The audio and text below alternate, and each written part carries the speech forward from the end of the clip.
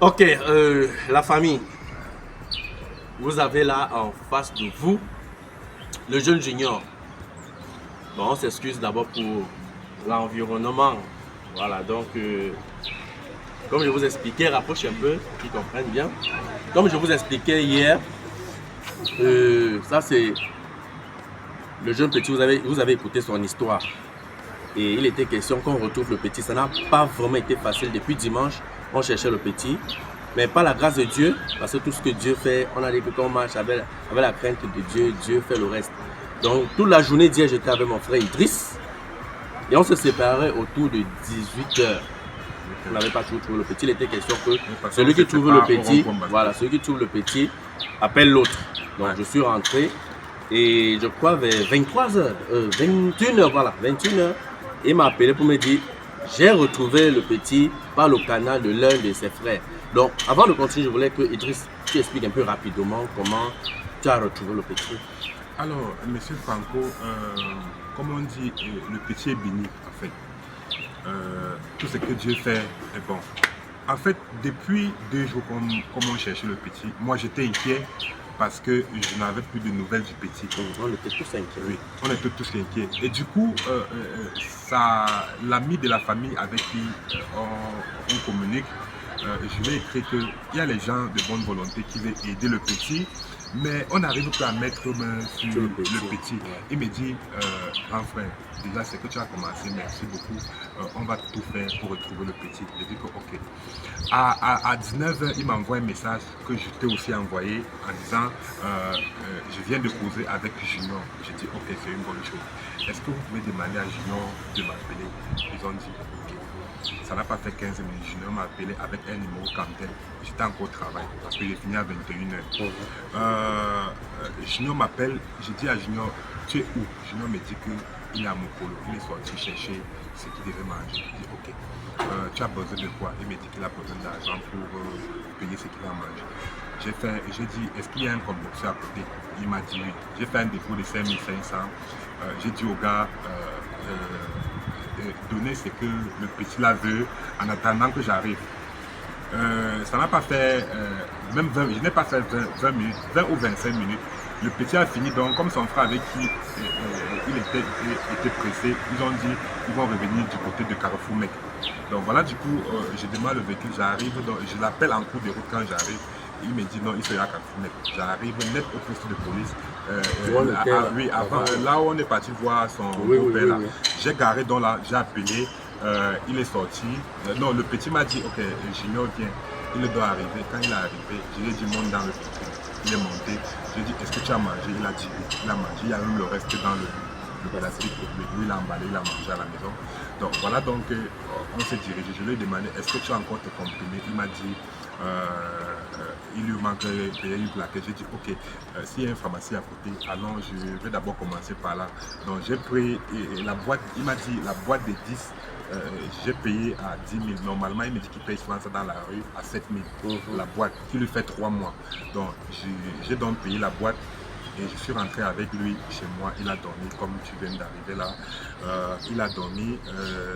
Là, présentement, ce que je vais faire, déjà par rapport aux gestes que la diaspora est en train de faire et qui continue de faire, je vais amener le petit chercher comment habiller le petit. Après, je vais amener le petit à l'hôpital pour qu'on fasse un check-up au petit. Après ça, les examens qui vont sortir, s'il y a les remèdes à payer, je ne sais pas trop quoi. On verra la suite. On verra la suite. Voilà. Et maintenant, là où le petit va habiter après, parce que mon local là où je vis, c'est un peu petit, je vais trouver un local où le petit va d'abord habiter et attendre la suite après. Donc, voilà un peu la petite histoire. Voilà les amis, je crois que vous avez compris comment le frère a réussi à retrouver le petit. Il m'a appelé, il m'a dit qu'il faut qu'on se voit parce que... Non, tu vas parler, attends petit. Attends s'il vous plaît.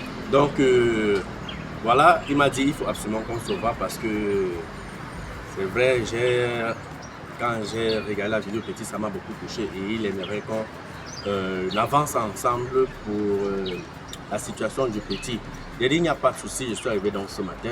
Comme il vous a expliqué, on a réfléchi ensemble qu'on va trouver un local où le petit va loger. Mais pour sa sécurité, nous sommes désolés, on ne peut pas vraiment vous dire le local où il sera logé. Mais le petit ne peut plus retourner dans la rue. On reprend toutes les mesures parce qu'on finit la vidéo aussi. C'est comme s'il arrivait.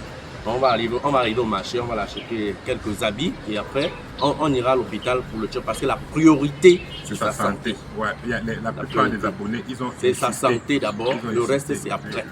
Donc on va un peu acheter les habits, on va l'amener directement à l'hôpital. Maintenant, la suite.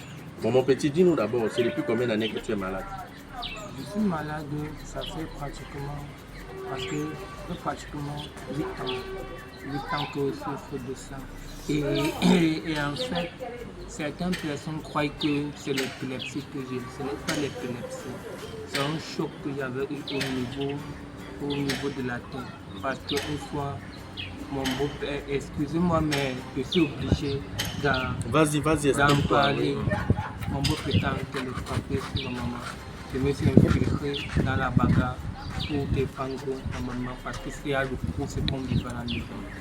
Oui, et c'est là, je ne sais pas où j'ai eu le courage, mais c'est un truc de Dieu. J'ai pris un tabouret, je l'ai tapé dessus pour qu'il lâche un peu ma maman. Et dès qu'il a lâché, j'ai remarqué, on m'a fui.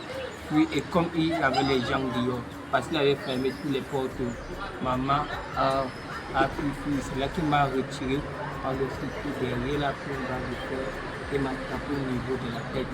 Et c'est depuis ce jour que je n'ai plus jamais eu ma santé normale. Donc ce n'est pas l'épilepsie. Donc c'est vrai que tu n'as pas les crises d'épilepsie. Ce ne sont pas les crises. Donc c'est un problème, un choc que tu as eu dans la tête. Oui, parce que ma maman... Et ça se manifeste comment de temps en temps? Quand ça va arriver, je sais que c'est déjà en train de vouloir arriver parce que brusquement, je commence à avoir très très chaud. Et quand je commence à avoir très très chaud, je cherche un endroit où c'est un peu plat. Parce que si je suis sur une hauteur comme ça, je peux tomber et taper ma tête encore au sol. Oui, et juste à ce que c'est un peu de se calmer. Et ça se manifeste et après, je commence à m'étouffer à l'intérieur du corps. Oui, à m'étouffer. Vous savez, ça c'est un problème. L'hôpital qui doit gérer ce problème. Ça c'est l'hôpital qui doit gérer parce que apparemment ces nerfs sont même touchés. En fait, on va arriver à l'hôpital et on va nous dire la conduite. En fait, on va dire ce qu'il faut faire pour ta santé. C'est vrai qu'il y a aussi beaucoup de personnes qui nous ont contactés, qui vont aider, qui vont même prendre. Peut-être qu'il y a des gens qui vont même appeler pour prendre même ta santé en charge. On ne sait pas. Mais ce qui est capital maintenant, c'est qu'on t'amène là-bas à l'hôpital et on nous explique, on fait le check-up, on dit. Parce qu'on nous voit beaucoup de blessures sur toi. Les blessures là, c'est quoi? Les blessures, comme que celle-là sur le feu. Celle-là, c'est un agent que quelqu'un m'avait.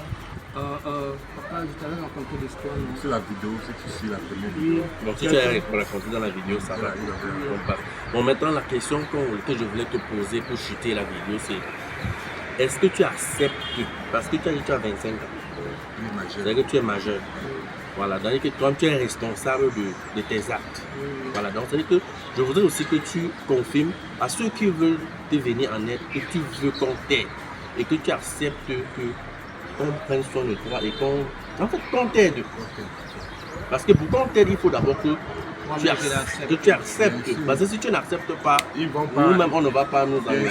On ne va pas perdre notre temps. Il dit ça pourquoi? Parce que ces abonnés, et il y a le geste que ces abonnés vont faire. Voilà. Et il faut quand même que tu acceptes pour que ces abonnés envoient ces gestes à lui qui vont aussi permettre qu'on puisse te gérer ensemble. J'accepte. Bon, en fait, comme je viens de lui dire, depuis hier, je suis sur une planète de joie. Je ne suis plus celui qui marchait avec la main comme ça. J'ai un peu la paix du cœur et donc je ne peux pas refuser une telle chance. C'est une chance. Je ne suis pas le seul enfant qui passe par ces genres de situations, donc il n'est pas pris comme moi. Donc si c'est tombé entre nous, c'est que c'est ma chance et je l'accepte avec grand cœur. Et je dis merci à mon tonton qui a, Franco. à mon tonton Franco le mignon. Franco le mignon qui s'est déplacé, qui a sacrifié son temps, et à vous aussi à ce tonton qui sont immobilisés à me chercher à plus de 2 jours sans me trouver. Là sont les gens qui font cela, que vraiment le Seigneur les bénisse. Amen. Amen. Donc, je vais chuter. Donc, on va s'arrêter comme ça. Je remercie d'abord le grand frère parce que le petit a dormi chez le grand frère, mais il ne va plus dormir chez lui. On est en train de. On va se battre aujourd'hui pour trouver un local pour le petit. Si vous achetez d'abord le matelas, comment là-bas. Ah, donc, pour ceux qui veulent aider le petit, voilà, vous allez voir le contact au bas de l'écran. Et nous allons vous tenir informés de la situation, de la suite, de l'évolution, tout. Donc, merci pour tous ceux qui sont intéressés. La vidéo a touché. Merci pour tous ceux qui sont sentis vraiment, je ne sais pas, choqués. Voilà, donc, la balle est dans votre camp et à bientôt.